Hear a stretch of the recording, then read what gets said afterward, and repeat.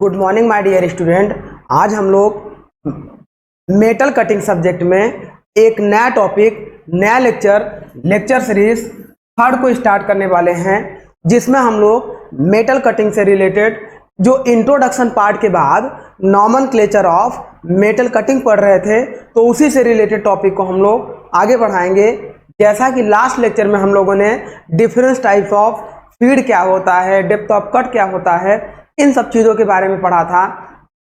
तो आज का लेक्चर हम लोग क्या करेंगे डियर, उसी के आगे बढ़ेंगे। कटिंग स्पीड हमारी क्या होती है, देन आफ्टर हम लोग पढ़ेंगे डिफरेंट टाइप्स ऑफ चिप, यानी कि क्लासिफिकेशन ऑफ चिप्स के बारे में हम लोग डिस्कस करेंगे। तो चलिए माय डियर, आज का टॉपिक हम लोग स्टार्ट करते हैं। पहले हम लोग इंट्रोडक्शन लेते हैं कटिंग प्रोसेस से रिलेटेड। जैसे देखिए डियर, क्या होता है यदि हम कटिंग वेलोसिटी की बात करें,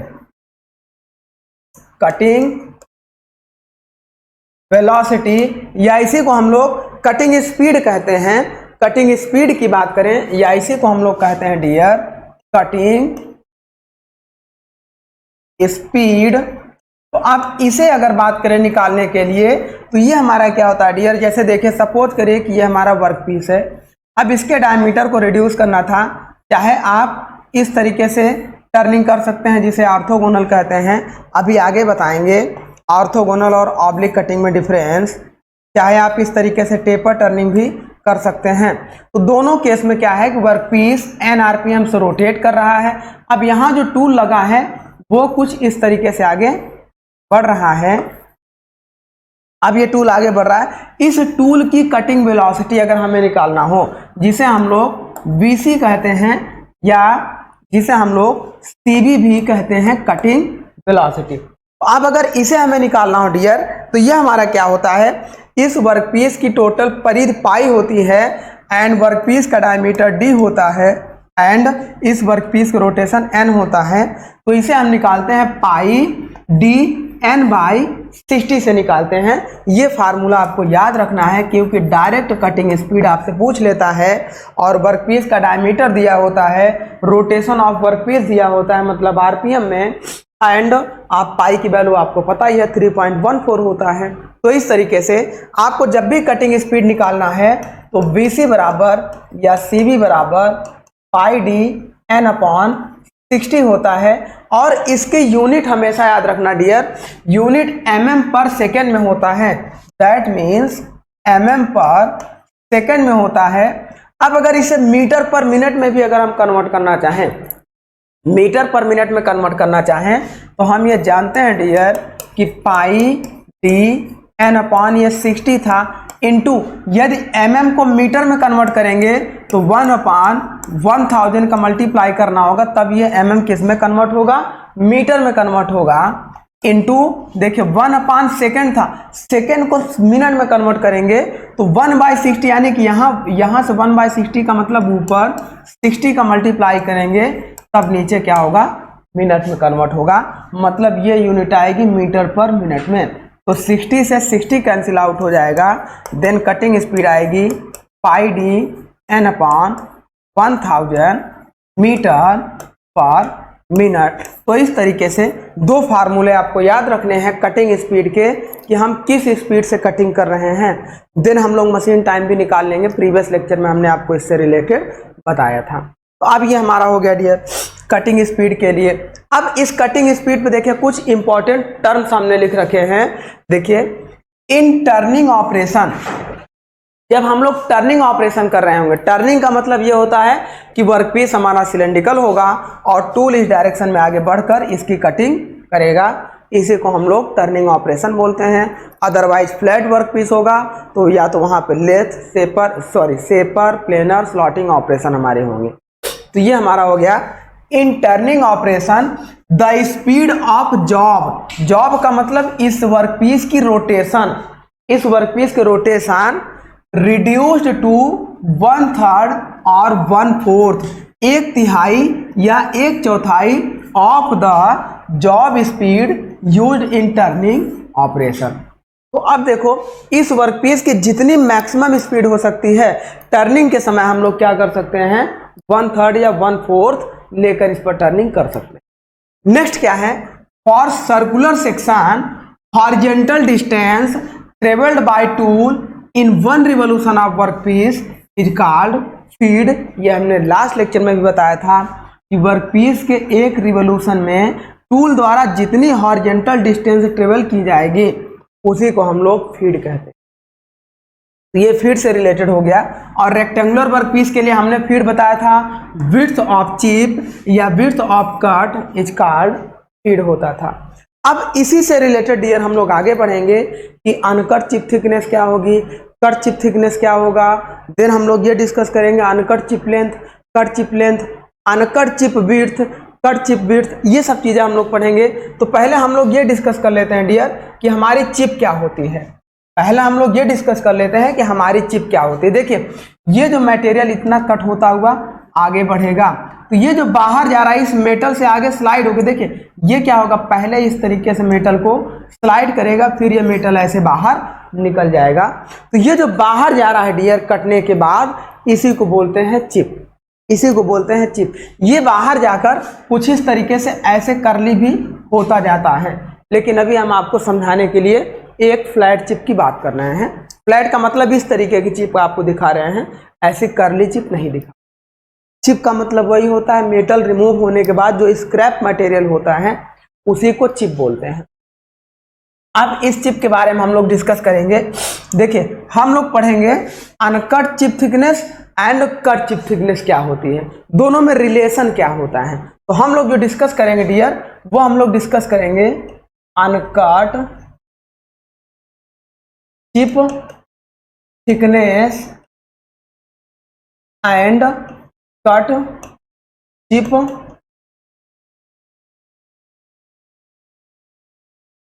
थिकनेस। सपोज करिए अनकट चिप थिकनेस को हम लोग टी से रिप्रेजेंट करते हैं और कट चिप थिकनेस को हम लोग टीसी से, C for cut, T for thickness. Uncut के लिए केवल टी हम लोग इस तरीके से, ये हमारा थिकनेस ऑफ चिप होगा। अब इस पे विड्थ ऑफ चिप की बात होगी, अभी विड्थ की हम बात करेंगे। तो जैसे देखिए डियर ये हमारा वर्क पीस हो गया। अब ये वर्क पीस हमारा कुछ इस तरीके से जो हमारा कट होता हुआ जाएगा, तो ये हमारा क्या, ये चिप की थिकनेस होगी और इतनी विड्थ में कटता हुआ जाएगा। अभी इस विड्थ की बात हम लोग करेंगे, लेकिन पहले हम लोग बात करेंगे थिकनेस ऑफ चिप की बात कर रहे हैं। तो कटने के पहले डियर देखिए ये मटेरियल क्या था हमारा, मान लीजिए कि वर्कपीस था। अब इस वर्कपीस को देखिए इतना मटेरियल हमारे लिए अनवांटेड था, मतलब ये मटेरियल हमारे लिए अनवांटेड था। अगर यहाँ पे हम लोग डियर ये टूल लगाकर इसे काट के बाहर निकाल दें तो जितनी कट की गहराई लेंगे, कटने से पहले जितनी कट की गहराई लेंगी वही हमारी होगी uncut chip thickness. Uncut chip thickness, तो अनकट चिप थिकनेस हमारी क्या होती है, depth of cut before cutting start. Depth of cut, depth of cut before start cutting, start cutting हो गया। अब उसके बाद देखो ये जो मटेरियल कट के बाहर निकलेगा डियर, ये यही तो मटेरियल ऐसे बाहर निकलेगा और इसकी जो थिकनेस होगी इसी को हम लोग बोलेंगे कटने के बाद चिप की थिकनेस। ये जो बाहर जाएगा ये चिप के फॉर्म में जाएगा, तो इसकी थिकनेस हम लोग टीसी ले लेंगे, यही हमारा हो जाएगा कट चिप थिकनेस। अब दोनों में रिलेशन हमें देखना है डियर कि कट चिप थिकनेस और अनकट चिप थिकनेस की वैल्यू क्या सेम होगी। ये क्वेश्चन आपसे पूछा जाता है। क्वेश्चन आपसे ऐसे पूछा जाता है डियर, इस तरीके से ऐसे दिया जाता है relation between T and TC. अब चार ऑप्शन आपको दे दिया जाएगा, चार ऑप्शन दे दिया जाएगा। ऑप्शन ऐसे दिया रहेगा T is equal to T C, मतलब uncut chip thickness is equal to cut chip thickness के होगा। सेकेंड रिलेशन आपका दिया जाएगा T is greater than T C, और थर्ड रिलेशन दे देगा T is less than T C, and fourth दे देगा B एंड C। अब आपको इनमें से पहचानना है डियर कि कौन सा ऑप्शन सही होगा। तो चलिए हम लोग स्टार्ट करते हैं कि इनमें से कौन सा ऑप्शन सही होगा, इसे समझते हैं। इसे समझने के लिए इस डायग्राम में आते हैं डियर। देखो जब ये चिप ऊपर की ओर जा रही होगी तो देखो ये टूल हमारा इस डायरेक्शन में जा रहा होगा, ये टूल की फेस हो गई। अब ये चिप क्या है, कि इस टूल के ऊपर से स्लाइड होकर आगे बढ़ेगा, तो कहीं ना कहीं जो चिप आगे बढ़ेगी इसे रोकने के लिए इस टूल पे एक फ्रिक्शन फोर्स जनरेट होगा। जब देखो टूल इस डायरेक्शन में आगे बढ़ेगा और इस डायरेक्शन में कटिंग करेगा, तो इसके ऊपर जब चिप स्लाइड होगी तो चिप को क्या होगा, एक फ्रिक्शन फोर्स अपोजिट डायरेक्शन में लगेगा। वह फ्रिक्शन फोर्स चिप को आगे नहीं बढ़ने देने की कोशिश करेगा। इसका मतलब चिप क्या होगी, इस तरीके से कंप्रेस होती हुई आगे बढ़ेगी। और किसी भी चीज में डियर जब कंप्रेसिव फोर्स लगाते हैं, आप ऐसे देखो, मान लो ये वर्कपीस था, अगर इस पे हम कंप्रेसिव फोर्स लगा दिए, इसकी विड्थ हमारी इतनी थी, तो कंप्रेसिव फोर्स लगाने पर डियर क्या होता है, इसकी विड्थ हमारी इंक्रीज कर जाती है। तो सीधी सी बात है कि जब ये चिप आगे की ओर बढ़ेगी और ये क्या होगा, कंप्रेस होती हुई आगे की ओर बढ़ेगी, तो इसकी जो थिकनेस होगी, इसकी जो थिकनेस होगी वो बढ़ जाएगी इस थिकनेस से। ये जो थिकनेस हमारी है, इस थिकनेस से इसकी थिकनेस बढ़ जाएगी। और क्यों बढ़ेगी, due to friction force between chip and tool rake face. अभी ये भी बताएंगे रैक फेस क्या होता है। ये हमारा क्या हो गया, ये टूल का रैक फेस होता है। जब टूल आप एक्चुअल का देखेंगे वो कुछ हमें इस तरीके से दिखाई देता है। ये जो टूल आप देख रहे हैं डियर, ये टूल कुछ इस तरीके से होता है। ये हमारा क्या होता है, यही वाली सरफेस हमारी होती है रैक फेस। इसी पर से चिप हमारी ऐसे स्लाइड होकर आगे बढ़ेगी। जब चिप ऐसे स्लाइड होकर आगे बढ़ेगी तो दोनों के बीच फ्रिक्शन जनरेट होगा, जिससे ये चिप क्या होगी, कंप्रेस होती हुई आगे बढ़ेगी। तो इससे इसकी थिकनेस क्या होगी, इंक्रीज कर जाएगी, थिकनेस इंक्रीज कर जाएगी। तो हम यहाँ से एक कॉन्सेप्ट देख रहे हैं डियर कि कटने के बाद जो चिप की थिकनेस है वो ग्रेटर हो जाएगी, चाहे भले ही थोड़ी सी ग्रेटर हो, लेकिन कटने के पहले जितनी चिप की थिकनेस थी उससे ज़्यादा ग्रेटर हो जाएगी। तो हम यहाँ से एक कॉन्सेप्ट कह सकते हैं dear, TC is always greater than T होता है। कटने के बाद chip thickness is always greater than कटने के पहले चिप की थिकनेस के होता है। तो अब यहाँ से हम ये कह सकते हैं डियर, अपने क्वेश्चन में relation between T and TC, तो मतलब हम कह सकते हैं TC always greater than T होता है। कभी भी टीसी कम नहीं होगा टीसी से, कभी भी टी और टीसी बराबर नहीं होगा। तो ये सारे इक्वेशन रॉन्ग होंगे, केवल और केवल ऑप्शन हमारा क्या होगा, सी करेक्ट होगा। तो इस तरीके से आपको याद रखना है। अब इसी से क्या होता है, एक रिलेशन पूछा जाता है डियर, एक रिलेशन होता है चिप थिकनेस रेशियो। एक रिलेशन होता है डियर आपका chip thickness ratio. Chip thickness ratio जिसे हम लोग आर से रिप्रेजेंट करते हैं। It is the ratio between uncut chip thickness and cut chip thickness. आपको याद रखना है डियर, जब भी आपसे पूछा जाएगा, देखिए इस क्वेश्चन को हटाते हैं, आपसे दो क्वेश्चन पूछे जा सकते हैं, आपसे दो क्वेश्चन पूछे जा सकते हैं। पहला आपसे पूछा जा सकता है चिप थिकनेस रेशियो, जिसे हम लोग आर से डिनोट करते हैं। तो R is the ratio of uncut chip thickness and cut chip thickness. उल्टा मत करिएगा कि cut chip thickness and uncut chip thickness, नहीं तो पूरा मामला जस्ट अपोजिट हो जाएगा। तो ये it is the ratio of uncut chip thickness upon cut chip thickness. Cut chip thickness होता है, दैट मीन्स आर बराबर अनकट चिप थिकनेस टी होता है और कट चिप थिकनेस टीसी होता है। अब चूंकि हम जानते हैं कि टीसी ग्रेटर देन टी होता है, मतलब कटने के बाद चिप की थिकनेस ज्यादा होगी कटने के पहले। अब डिनोमिनेटर ग्रेटर होगा, नॉमिनेटर स्मॉल होगा, तो हमारी टोटल वैल्यू 1 से कम आएगी। मतलब very very important point, R is always less than. तो इस तरीके से ये हमारा होता है चिप थिकनेस रेशियो, जिसकी वैल्यू होती है ऑलवेज लेस देन 1, और यह होता है टी अपॉन टी सी के। सेकेंड मोर इंपॉर्टेंट पॉइंट आपका पूछा जाता है डियर चिप रिडक्शन रेशियो या चिप रिडक्शन कोफिशिएंट। ये हमारा पूछा जाता है चिप रिडक्शन। देखिए दोनों में अंतर आप देखिएगा, रिडक्शन रेशियो या chip reduction coefficient. Chip reduction coefficient. तो अब चिप रिडक्शन कोफिशिएंट को हम लोग कैसे डिनोट करते हैं?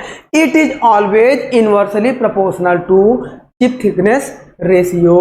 That means it is always inversely proportional to chip thickness ratio. तो हम कह सकते हैं के इज ऑलवेज ग्रेटर देन 1। ऐसा इसलिए होगा क्योंकि k is equal to 1/r है। अब 1/r है तो T/TC होगा, TC ऊपर चला जाएगा तो k इज इक्वल टू आपका हो जाएगा डियर TC/Tk। अब जहां से हमारा क्या है, TC ग्रेटर है, T स्मॉल है, तो k is always greater than 1 होगा। तो ये चीजें आपको ध्यान देनी है कि k is always greater than 1 होगा, लेकिन r is always less than. तो ये हमारे दोनों होते हैं, पहला होता है चिप थिकनेस रेशियो और नेक्स्ट होता है चिप रिडक्शन कोफिशिएंट या चिप रिडक्शन कांस्टेंट, ये हमारा होता है। तो इस तरीके से देखें dear, TC greater than T होता है और ये सब हमारे TC कट चिप थिकनेस होती है, T अनकट चिप थिकनेस होती है। अच्छा, अब बात कर लेते हैं विड्थ ऑफ चिप की बात कर लेते हैं। विड्थ ऑफ चिप आपकी क्या होती है डियर? देखिए होता क्या है कि जब हम कटिंग करते हैं, मान लीजिए ये वर्क पीस हो गया, अब ये वर्क पीस हो गया। अब ये जो विड्थ है डियर, ये विड्थ है।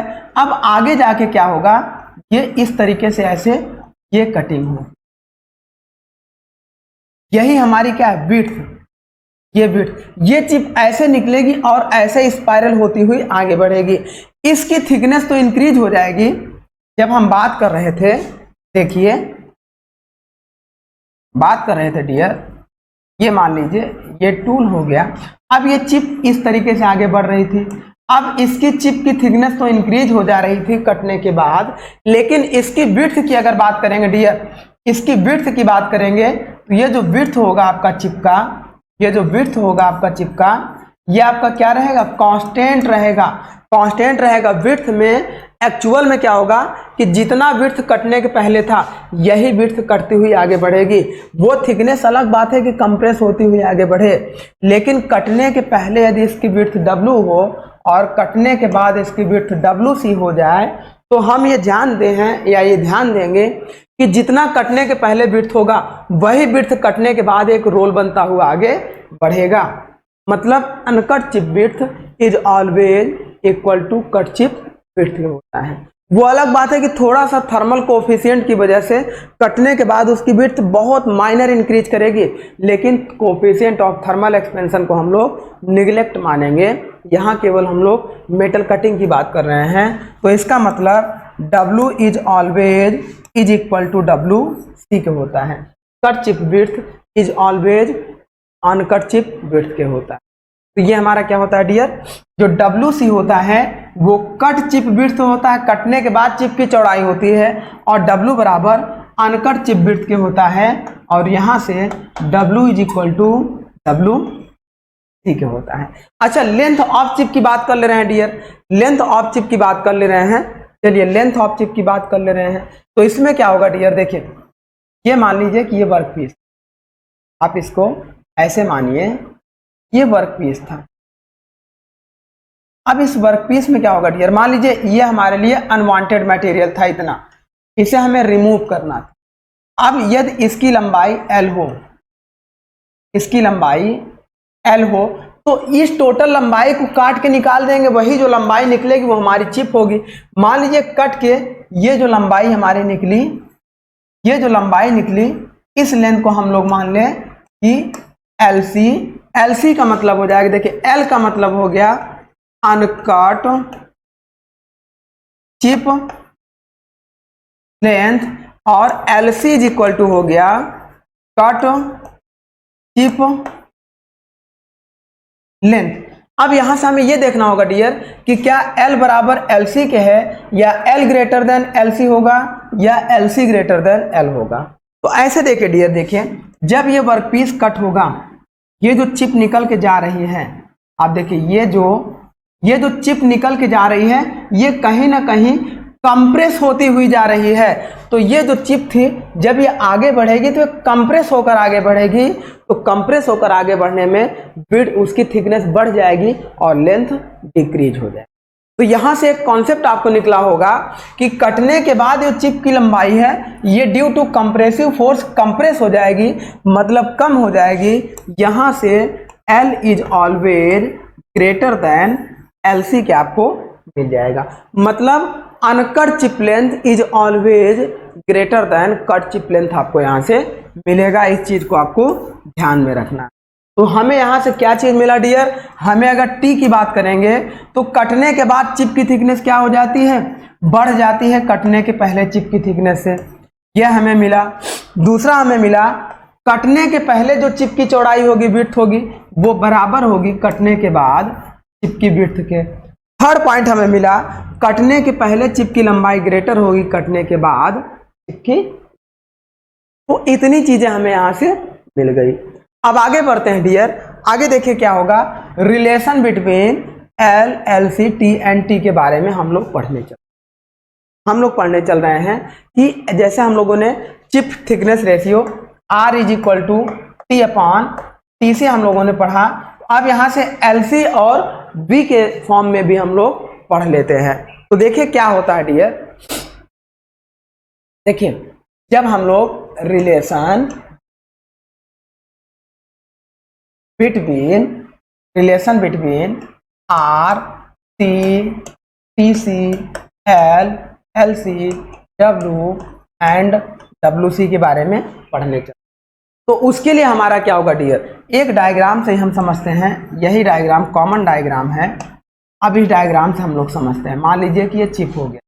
अब यहाँ पे होगा क्या डियर कि ये जो मेटल रिमूव हो रहा है, तो हम ये जानते हैं कि जो रेट ऑफ मेटल रिमूवल है, ये जो मेटल, ये अनकट मेटल रिमूवल रेट बराबर होगा कट मेटल रिमूवल रेट के। क्योंकि जब हम लोग पढ़ते हैं कॉन्टिन्यूटी इक्वेशन से, तो जितना मास हमें यहाँ से कट करना है वही मास कट के हमारा बाहर निकलेगा। मास में कोई कमी नहीं आएगी, जितना मास कट करना था उतना ही मास बाहर निकलेगा। वो अलग बात है कि थिकनेस बढ़ेगी तो लेंथ घटेगी, वो अलग रिलेशन है, लेकिन जितना मास कट करना था उतना ही मास हमारा बाहर निकलेगा। हम ये जानते हैं यदि M1 बराबर M2 के हो और M1 आपका क्या हो जाए, अनकट मास हो जाए, अनकट मास, और M2 बराबर कट मास हो जाए, तो मास फ्लो रेट की अगर बात करेंगे तो uncut mass flow rate is equal to cut mass flow rate के होगा। अभी हमारा क्या होता है, uncut mass flow rate is equal to cut mass flow rate के होता है। अब हम मान लेते हैं कि अनकट मास फ्लो रेट क्या होगा डियर, तो अनकट मास फ्लो रेट अगर हम Q1 मान लें तो बराबर Q2 के होगा। अब Q1 मतलब क्या है, हमारा डिस्चार्ज है, जिसे हम मास फ्लो रेट बोलते हैं। तो डिस्चार्ज बराबर हमारा किसके होता है, एरिया इनटू वेलोसिटी के होता है, area A2 into velocity V2 के होता है। अब कटने के पहले इस वर्कपीस का जो एरिया हमारा होगा डियर, देखिए यदि इसकी विड्थ W1 हो और इसकी थिकनेस T1 हो, इसकी थिकनेस T1 हो, तो आपका एरिया जो होगा कट होके जाएगा, वो इस एरिया को ही कट करके जाएगा, इसको और इसको, इसी को कट करके जा रहा है।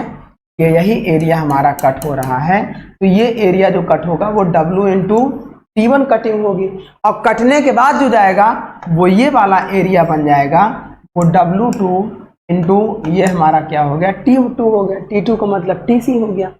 तो ये एरिया अगर कटने के पहले की बात करेंगे तो ये हमारा हो जाएगा डियर, क्या हो जाएगा, W1 या W मतलब uncut chip thickness into T into कटने के पहले यदि हम इसकी वेलोसिटी मान लें V, और इज इक्वल टू A2 का मतलब हो जाएगा, ये एरिया हमारा हो गया चिप का एरिया मतलब चिप की थिकनेस TC इंटू चिप की विड्थ WC इंटू चिप की वेलोसिटी हम लोग VC ले लें।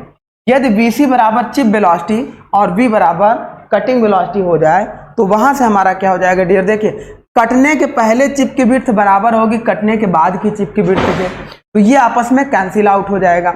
अब यहां से देखिए dear, T upon TC, TC को इधर ला दें तो ये हो गया T upon TC is equal to ये हो जाएगा VC अपॉन अब हम ये जानते हैं टी अपॉन टी सी बराबर किसके होता है, आर के होता है। तो आर इज इक्वल टू हमारा क्या होता है dear, T upon T C is equal to B C upon B के होता है, ये हमारा होता है। अब इस तरीके से एक रिलेशन आपका ये निकल के आता है वीसी के फॉर्म में। एलसी के फॉर्म में भी निकालना हो, एलसी के फॉर्म में हमारा क्या होता है, volume of cut material is equal to volume of uncut material के। अगर अभी तक हम मास कांस्टेंट की बात कर रहे थे, अगर वॉल्यूम की बात करेंगे तो जितना वॉल्यूम इस मटेरियल का काटना है उतना ही वॉल्यूम कट के बाहर जाता है।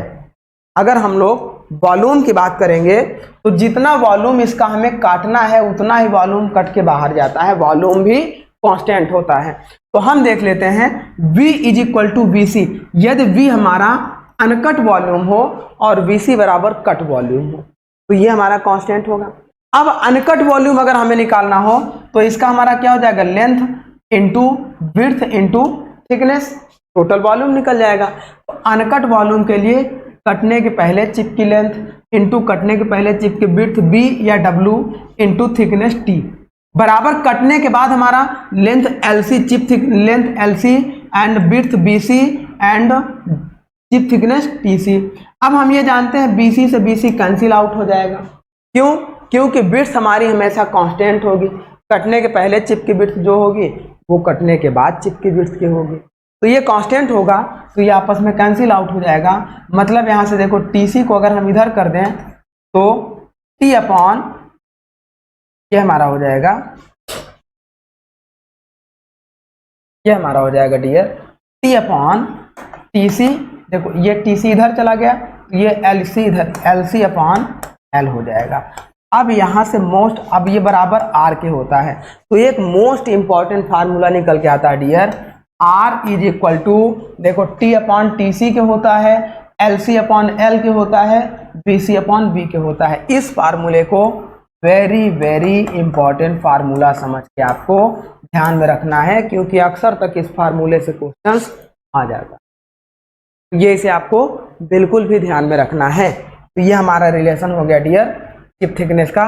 मतलब R बराबर आपको हमेशा क्या रखना है, T अपॉन TC या T अपॉन TC या LC upon L is equal to T upon TC is equal to BC upon, where BC is equal to chip velocity and V is equal to cutting velocity. तो ये हमारा एक relation होता है और R is always less than 1 होगा। Chip reduction ratio 1/R होता है, जिसे K से डिनोट करते हैं। तो ये हमारा हमने आपको बता दिया। अब हम बात करते हैं डियर कि जो चिप हमारी निकलती है उसके क्लासिफिकेशन के बारे में। मतलब क्लासिफिकेशन ऑफ चिप हम लोग पढ़ने चल रहे हैं कि कितने टाइप की चिप हमारी निकलती है डियर। तो ये जो चिप हमारी निकलती है, देखिए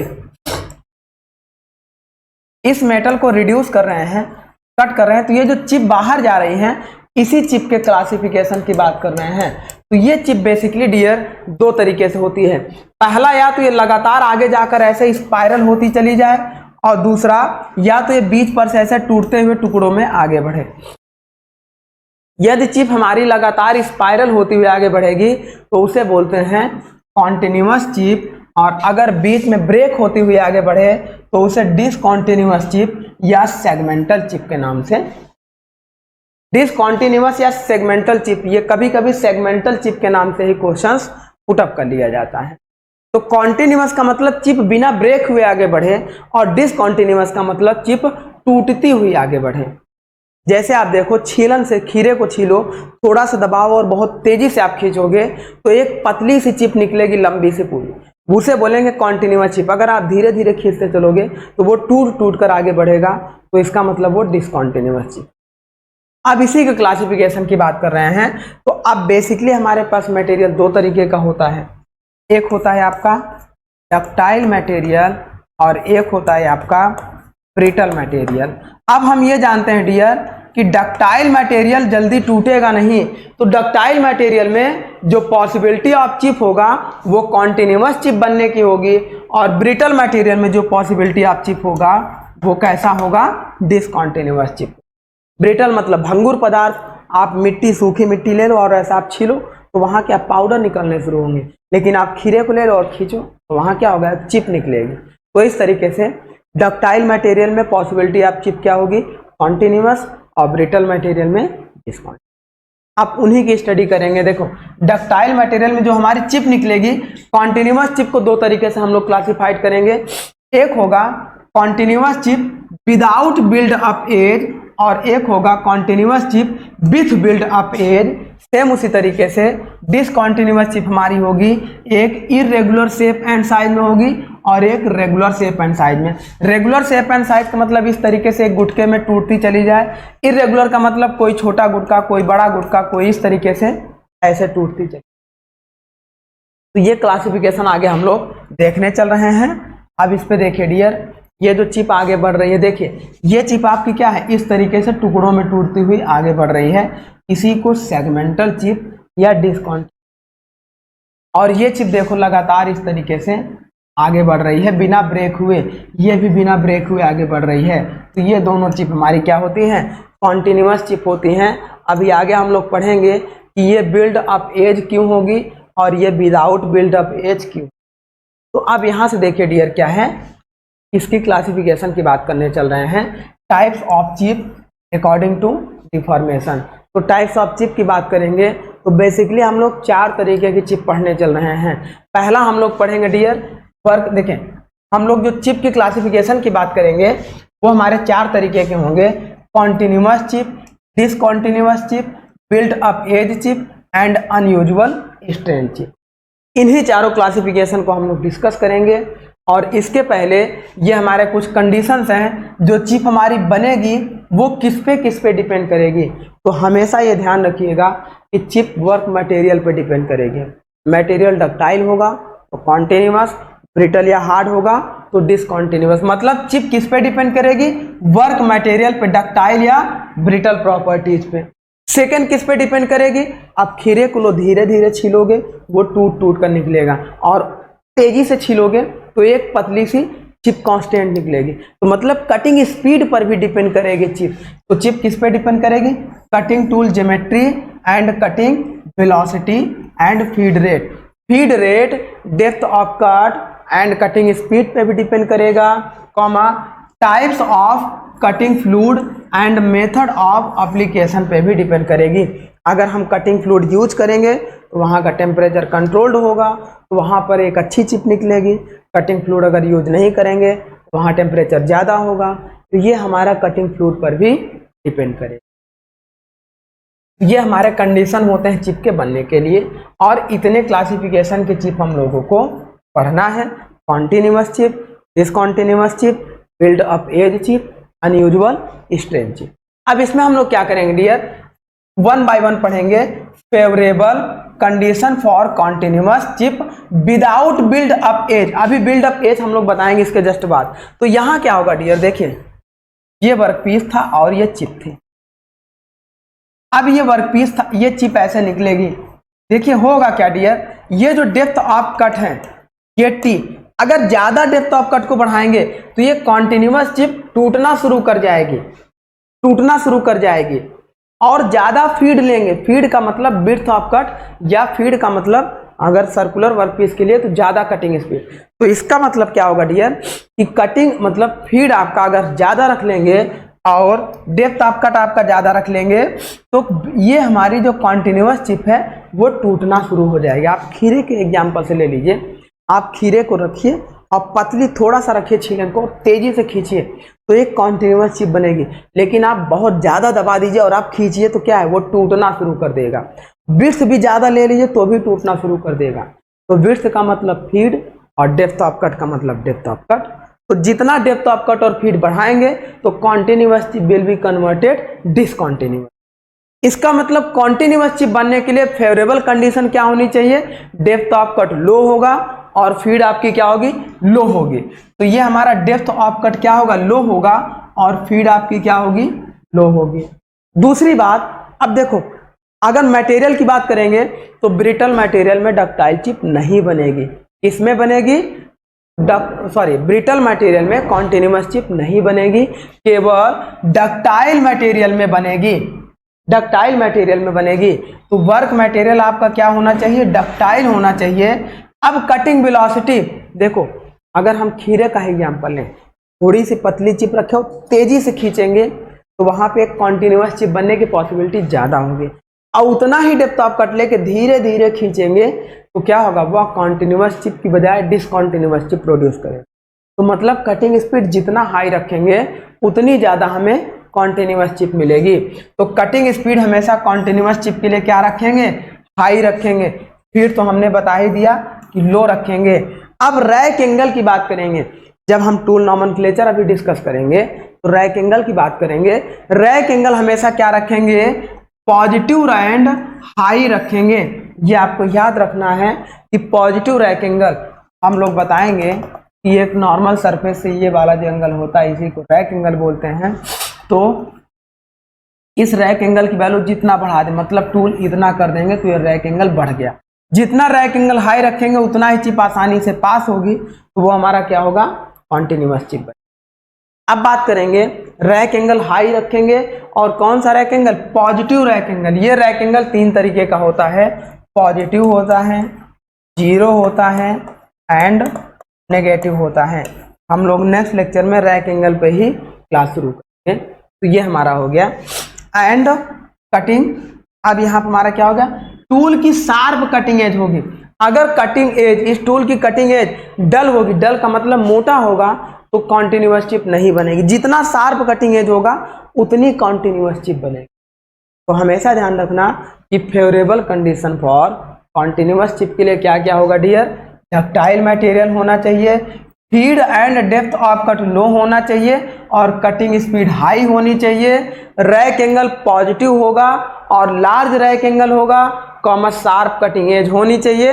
और कूलेंट यहाँ पे जो कूलेंट प्रोवाइड कराएंगे यानी कटिंग फ्लूइड वो प्रेजेंट एंड इफिशिएंट होने चाहिए। पर्याप्त मात्रा में कटिंग फ्लूइड यहाँ पे हमारा अवेलेबल होना चाहिए।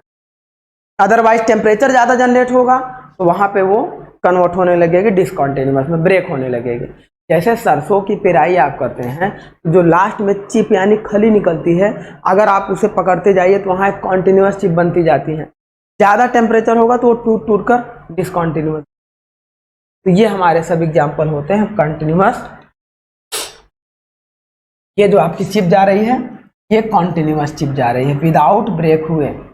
नेक्स्ट आपका होता है, देखिए, favourable condition for continuous chip without build off edge का आपका यही फेवरेबल कंडीशन था। अब विथ बिल्ड ऑफ एज की बात कर लेते हैं।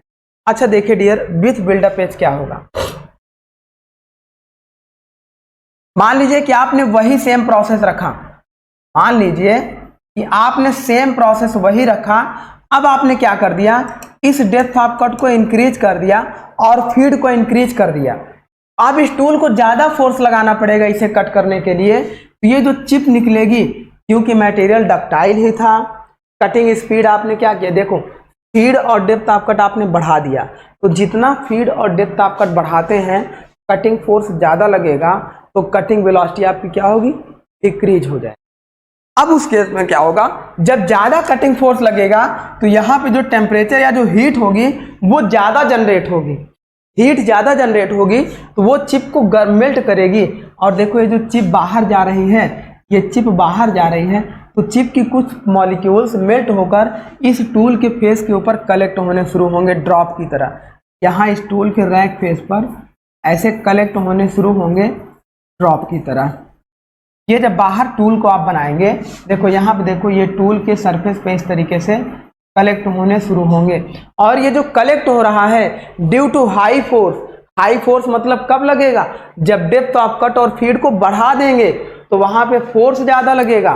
फोर्स ज्यादा लगेगा तो यहाँ टेम्परेचर ज्यादा जनरेट होगा, हीट ज्यादा जनरेट होगी। हीट ज्यादा जनरेट होगी तो इस चिप को तो कॉन्टिन्यूअस ही बनाएगा, लेकिन चिप थोड़ी थोड़ी मेल्ट होनी शुरू। और जब चिप मेल्ट होगी, पूरी नहीं मेल्ट होगी, थोड़े थोड़े ड्रॉप में मेल्ट होकर वो इस वर्कपीस टूल की सरफेस पे आके चिपकना शुरू करेगी और धीरे धीरे टूल को कुछ इस तरीके से बना देगी। टूल की एज को थोड़ा सा ये डल बनानी शुरू करेगी। अब इसे जब हैमरिंग एक्शन करके निकालते हैं तो ये क्या है, इस टूल को ब्रेक करके अपने साथ निकलता है, थोड़ा बहुत टूल को ब्रेक कर देता है, जो हमारे लिए हार्मफुल भी साबित हो सकता है। तो डिस्कॉन देखिए, बिल्ड अप एज चिप का मतलब ये होता है डियर कि चिप तो बनेगी कॉन्टिन्यूअस ही, लेकिन चिप ड्रॉप के रूप में इस टूल के ऊपर आकर कलेक्ट होनी शुरू हो जाएगी। इसी को बोलते हैं build up edge, BUE, build up edge. क्यों? तो ये समझ में आ गया आपको। अब यहां से क्या है कि बिल्ट अप एज की फेवरेबल कंडीशन देखिए क्या क्या बनेगी। मटेरियल तो हमेशा डक्टाइल ही होगा, मटेरियल हमेशा डक्टाइल होगा। अगर ब्रिटल मटेरियल होगा तो डिसकंटिन्यूअस चिप बनने शुरू होगी। तो favourable condition for built up edge chip के लिए मटेरियल डक्टाइल होगा। अगर feed and depth of cut की बात करेंगे, आप देख रहे हैं कि इन दोनों को जब बढ़ाएंगे तभी फोर्स ज्यादा लगेगा, तभी हमारी build up edge chip produce होगी।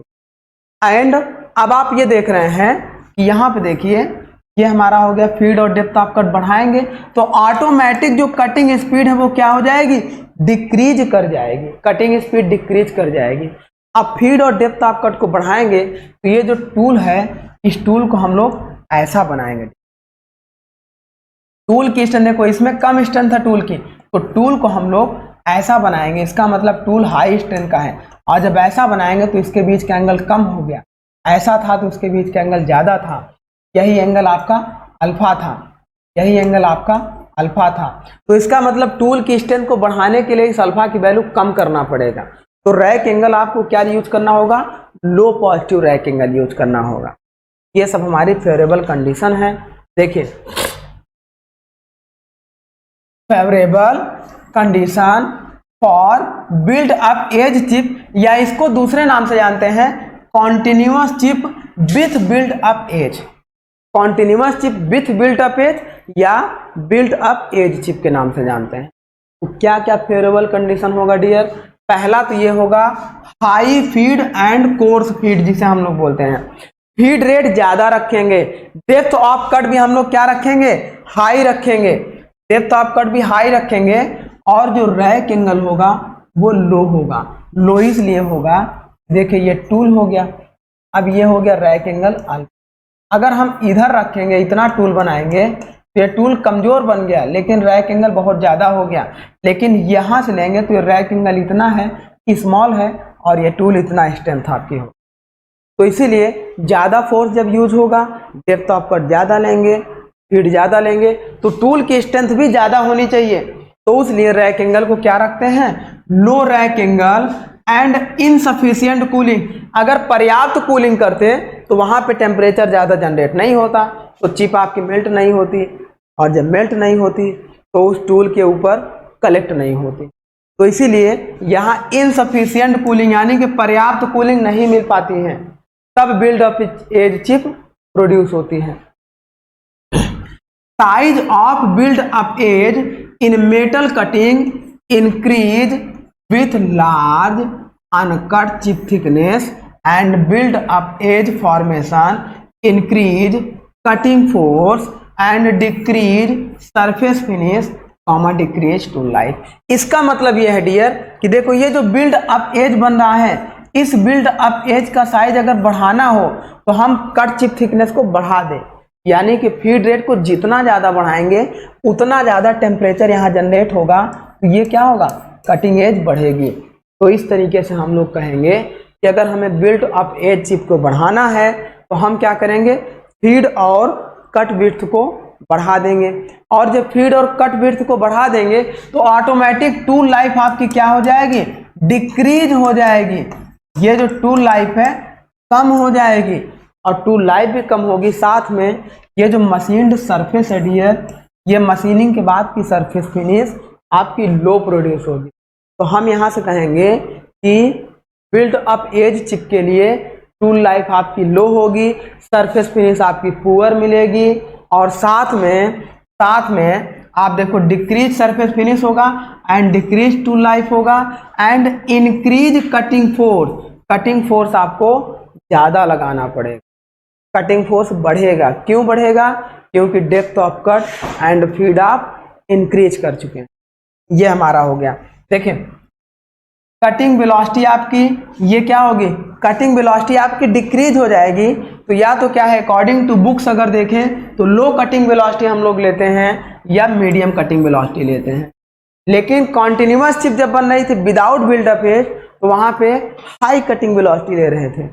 विथ बिल्ड अप एज के लिए हम लोग क्या करेंगे, लो कटिंग वेलोसिटी का यूज करेंगे। According to books low cutting velocity and normal में मीडियम कटिंग वेलोसिटी का यूज कर।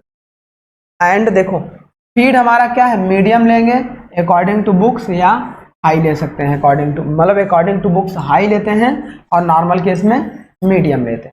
स्पीड हम लोग ज़्यादा रखेंगे तो हमारी ये बनेगी इस तरीके। कटिंग फ्लूइड या तो एब्सेंट होगा, एब्सेंट का मतलब कटिंग फ्लूइड यहाँ पे यूज ही नहीं करेंगे, या इनएडुकेट होगा। इनएडुकेट का मतलब इनसफिशिएंट कूलिंग होगी, पर्याप्त कूलिंग नहीं होगी, अपर्याप्त। या तो कटिंग फ्लूइड अपर्याप्त होगा या फिर होगा ही नहीं। ये कंडीशन हमारी थी dear continuous chip with build up edge के। नेक्स्ट अब बात करते हैं डियर, देखो ये हमारा इस तरीके से बिल्ड अप एज प्रोड्यूस हो रहा है। यही हमारा था बिल्ड अप एज के लिए। रैक एंगल आपका क्या रखेंगे, लो रखेंगे। रैक एंगल लो रखेंगे, हाई रखते तो हमारा क्या बनता, continuous chip without build up edge बनता। रैक एंगल लो रखेंगे तो continuous chip with build up edge बनेगा। और ये तब होगा जब कटिंग एज आपकी क्या रहेगी, डल कटिंग एज। ये क्वेश्चन आपसे पूछा गया है, ये क्वेश्चन पूछा गया है, तो हमेशा ध्यान रखना डल कटिंग एज का मतलब शार्प एज नहीं होगी, शार्प एज नहीं होगी। ये जो एज आपके टूल की बनती है, देखिए ये जो आपका टूल आपका बना है, तो ये जो एज है आपकी, ये देखिए शार्प है। और डल आपकी कैसी बनेगी, डल एज आपकी देखिए इस तरीके की एज को डल एज कहते हैं, इस तरीके की एज को शार्प एज कहते हैं। तो डल एज रहेगी तो ज़्यादा फोर्स लगाना पड़ेगा मेटल को कट करने के लिए, तो टेम्परेचर ज़्यादा जनरेट होगा, देन वहाँ पे build up edge. And high depth of cut लेंगे, लो कटिंग स्पीड लेंगे और डक्टाइल मटेरियल ही रहेगा। ये चीज़ आपको ध्यान देना है। ये सारे हमारे कंडीशन हो गए dear, favourable condition for build up as.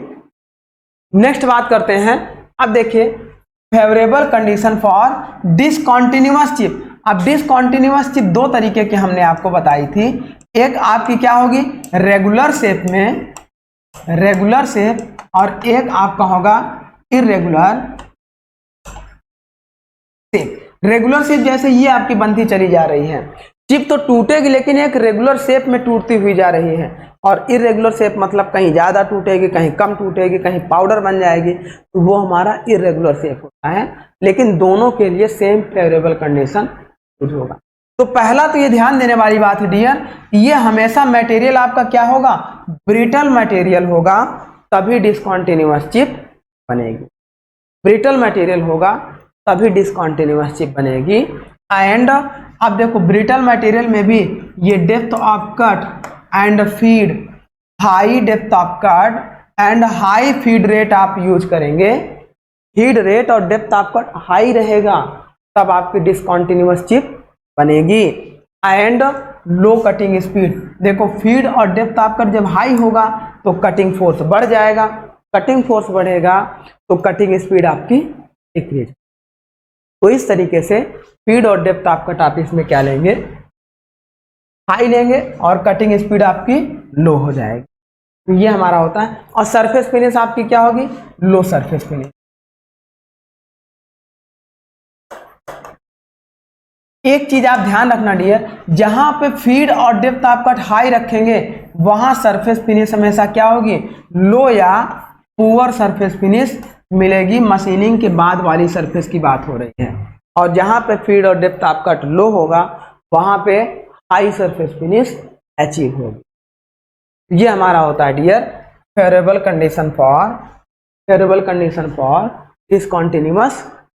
एक और चिप बनती है अनयूजुअल स्ट्रेन चिप। अच्छा पहले इसके लिए देखिएगा वर्क मटेरियल आपका ब्रिटल है, like that grey cast iron में हमारी कैसी चिप बनेगी, डिसकॉन्टिन्यूअस चिप बनती है। अब यहाँ पे देखिएगा dear, condition for forming discontinuous chip with regular shape and irregular shape. तो जो रैक एंगल हमारे होते हैं वो रैक एंगल यहाँ पे नेगेटिव रखेंगे या लार्ज नेगेटिव रैक एंगल रखेंगे कटिंग फ्लूइड नहीं रहेगा, absent रहेगा, तभी डिसकंटिन्यूअस चिप बनेगी एंड कटिंग वेलोसिटी आपकी लो रहेगी। तो ये फेवरेबल कंडीशन आपका है डिसकंटिन्यूअस चिप के। कटिंग फ्लूइड आपका या तो absent होगा या इनएडुकेट यानी कि पर्याप्त मात्रा में नहीं होगा, और जो रैक एंगल है इसमें नेगेटिव रैक एंगल यूज होगा। अभी आपको हम नेक्स्ट लेक्चर में बताएंगे। ये जो टूल था, ये परपेंडिकुलर लाइन थी, तो टूल आपका ऐसे बनेगा, ऐसा टूल बनेगा। ये इधर जो एंगल बनता है उसे नेगेटिव बोलते हैं, इधर जो बनता है इसे पॉजिटिव बोलते हैं, और अगर यहीं से टूल बन जाता ये होता जीरो रैक एंगल। तो नेक्स्ट लेक्चर में इस पर भी हम लोग डिस्कस करेंगे। तो ये हमारा हो गया। आगे देखिएगा, एक नेक्स्ट चिप होती है favourable condition for unusual strain chip. Unusual strain का मतलब ये होता है डियर कि यदि मटेरियल लो थर्मल कंडक्टिव हो, लो थर्मल कंडक्टिव या नॉन थर्मल कंडक्टिव हो, नॉन थर्मल कंडक्टिव मटेरियल हो, लो थर्मल या नॉन थर्मल कंडक्टिव मटेरियल हो, तो क्या है कि हीट बाहर जाएगी नहीं, वो सारी हीट यहीं पर रह जाएगी। तो जो चिप है वो ड्यू टू यहीं पे जो हीट हमारी है उस वजह से चिप यहीं पे एक साथ ऐसी कलेक्ट होनी शुरू हो जाती है। तो इसे हम बोलते हैं, इसे बोलते हैं अनयूजुअल स्ट्रेन चिप। ये टूटेगी नहीं लेकिन एक ही जगह पे यहीं पे कलेक्ट होनी शुरू हो जाती है। तो यह चिप किस में बनती है? This is always generate for low thermal conductive material और non thermal conductive material like that asbestos. तो ये हमारा इस तरीके से, अब ये हमारा होता है फेवरेबल कंडीशन। इसके लिए चाहे जितना डेप्थ ऑफ कट हाई रखो, चाहे जितना डेप्थ ऑफ कट लो रखो, फीड कम रखो, ज़्यादा रखो, मटेरियल ब्रिटल और डक्टाइल से मतलब नहीं है, ये नॉन थर्मल कंडक्टिव मटेरियल हैं। तो इस तरीके की फेवरेबल कंडीशन, कटिंग स्पीड चाहे हाई रखिए चाहे लो रखिए, आपकी ऐसी ही चिप। ये हमारा हो गया फेवरेबल कंडीशन फॉर। अच्छा, एक क्वेश्चन आपसे ये पूछा जाता है डियर, एक क्वेश्चन आपका ये पूछा जाता है कि continuous chip build up edge chip में कब कन्वर्ट होगी। देखिए आपका क्वेश्चन पूछा जाता है continuous chip, continuous chip will be converted into this into build up age chip, build up age chip, build up age chip। तो ये क्या है? Continuous chip build up edge chip में कब कन्वर्ट होगी? जब हम लोग क्या करेंगे डियर, आपका देखो फीड आपका क्या होगा, लो टू हाई। यदि हम इंक्रीज करेंगे, यदि हम इंक्रीज द फीड मतलब हम ऐसे पॉइंट वाइज लिखेंगे, इंक्रीज डक्टाइल मटेरियल में सारी प्रॉपर्टीज चल रही है, मटेरियल हमारा डक्टाइल ही रहेगा। उस डक्टाइल मटेरियल में अगर हम फीड को धीरे धीरे बढ़ाते जाएं तो जो कॉन्टिन्यूअस चिप बन रही थी वो continuous chip will be converted into slightly built up edge chip. तो ये हमारा क्या होगा, इंक्रीज फीड एंड सेकेंड हमारा क्या होगा, इंक्रीज डेप्थ ऑफ, क्योंकि इस फॉर्मेट में भी क्वेश्चन आपसे पूछा जा सकता है, पूछा भी गया है, depth of cut. And third आपका क्या होगा, डिक्रीज कटिंग वेलोसिटी। जब ये सब बढ़ेगा तो कटिंग वेलोसिटी आपकी क्या होगी, डिक्रीज होगी, या इंक्रीज कटिंग फोर्स।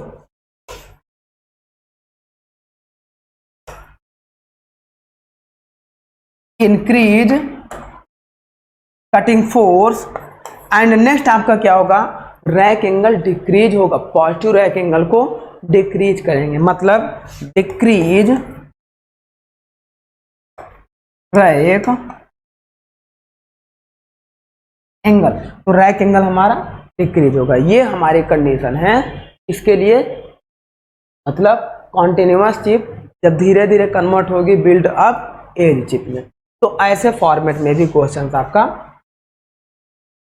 अब ये था हमारा dear different classification of chip. अच्छा, एक आपका क्वेश्चन पूछा जाता है चिप ब्रेकर के बारे में। चिप ब्रेकर क्या होता है और टेम्परेचर जोन के बारे में पूछा जाता है। आइए हम लोग क्या करते हैं, chip breaker and temperature zone समझ लेते हैं। अच्छा, एक चीज समझिएगा डियर कि जब हमारे पास मान लीजिए कि ये है, देखिए हम क्या पढ़ने चल रहे हैं, चिप ब्रेकर। चिप ब्रेकर कभी कभी आपसे पूछ लिया जाता है कि चिप ब्रेकर आपका कहाँ लगा होता है और किस मेथड से अप्लाई किया जाता है, तो बस उसी के लिए समझते हैं। देखिए ये आपका हो गया, मान लीजिए कि मटेरियल, और ये आपका हो गया टूल, और ये हो गया चिप। अच्छा देखो, अगर ये चिप कॉन्टिन्यूअस निकलती चली जाएगी तो ये इतना बड़ा स्पाइरल बनता चला जाएगा डियर कि आगे इस टूल की सरफेस को भी हार्मफुल करेगा और आगे जाकर मशीन के किसी पार्ट को भी हार्मफुल करेगा, मैन के पार्ट यानी लेबर को भी डैमेज कर सकता है। तो मतलब हमारे लिए क्या है कि कॉन्टिन्यूअस चिप बनेगी वो हमारे लिए हार्मफुल है, आगे बनती चली जाएगी स्पाइरल, बहुत दूर तक चली जाएगी, तो ये हमारे लिए हार्मफुल है। अब अगर हमें डक्टाइल मटेरियल की मशीनिंग करनी है, फीड और कटिंग डेप्थ ऑफ कट अगर हम लो रखेंगे तो कॉन्टिन्यूअस चिप तो बनेगी, वो तो बनेगी ही बनेगी, लेकिन उसे हमारे लिए नुकसानदायक है। तो उस कॉन्टिन्यूअस चिप को हम लोग क्या करेंगे, ब्रेक करने के लिए हम लोग चिप ब्रेकर का यूज करते हैं। Chip breaker is used for continuous chip converted into discontinuous chip. It is used for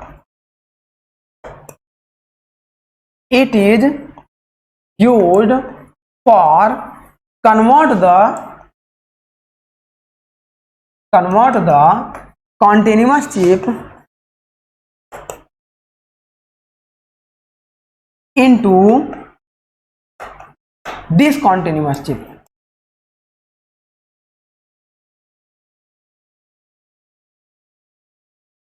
Because of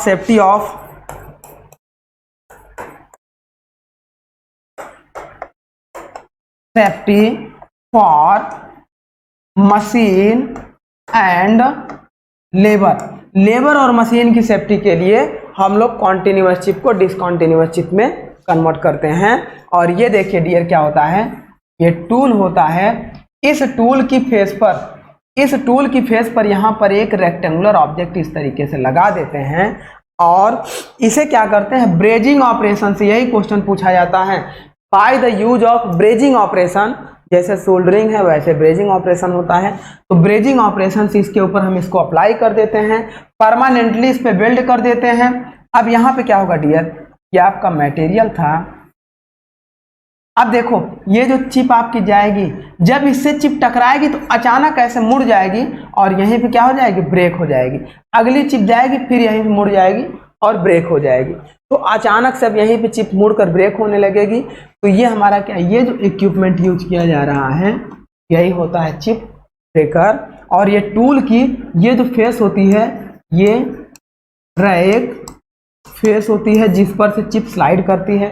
तो टूल की रैक फेस पर एक एक्सटर्नल एलिमेंट यूज किया जाता है मेटल का ही, जिसे हम लोग चिप ब्रेकर बोलते हैं। यह चिप को कॉन्टिन्यूअस से डिसकॉन्टिन्यूअस बनाने में यूज किया जाता है। और इस चिप ब्रेकर को by the use of brazing operation से इस चिप ब्रेकर को इस पे हम लोग टूल पर फिट करते हैं। तो ये चीज आपको ध्यान देना है। नेक्स्ट हम लोग पढ़ लेते हैं टेम्परेचर जोन। टेम्परेचर जोन भी आपसे पूछा जाता है डियर, कभी कभी क्वेश्चन आपसे पूछ लिया जाता है। तो टेम्परेचर जोन क्या होता है डियर, कि देखो जब ये कटिंग हो रही होगी तो ये जो चिप बाहर निकलेगी, ऐसे देखिएगा, ये जो टेम्परेचर जोन क्या है, ये जो कटिंग फोर्स टूल इस पे अप्लाई कर रहा है, तो यहां से ये जो चिप बाहर निकल रही है तो इस पे यहाँ पे जोन क्या होगा, ये जो डायरेक्ट यहाँ पे एक जोन ये बनता है, एक जोन ये बनता है और एक जोन ये बनता है। ये पहले वाले जोन को हम लोग प्राइमरी जोन बोलते हैं, इसको बोलते हैं सेकेंडरी जोन और इसको बोलते हैं टर्सरी। अब यहाँ पे क्या होता है डियर कि देखो जो मैक्सिमम हीट जनरेट होती है, मैक्सिमम मान लो कि इस पे 100% जो हमने फोर्स लगाया वो फोर्स 100% किस में कन्वर्ट हो गया। अब 100% हीट में तो नहीं कन्वर्ट होता है, कुछ फ्रैक्शन की वजह से लॉस में चला जाता है, लेकिन हम ये जानते हैं इस कट करने के लिए जितना हीट यहाँ जनरेट हुई वो सारी की सारी हीट डिस्ट्रीब्यूट होगी। तो जो हीट होगी प्राइमरी जोन में डियर 70 से 80% हीट आपकी क्या होती है, जनरेट होती है। अब कुछ हीट चिप के साथ बाहर जाती है और इस टूल को भी गर्म करती है, टूल को भी ट्रांसफर करती है। तो प्राइमरी जोन आपका क्या होता है, चिप और वर्कपीस के बीच में बनता है। ये बनता है किसके बीच में, चिप एंड वर्कपीस के बीच में बनता है। और यहाँ पे 70 से 80% हीट आपकी जनरेट होती है।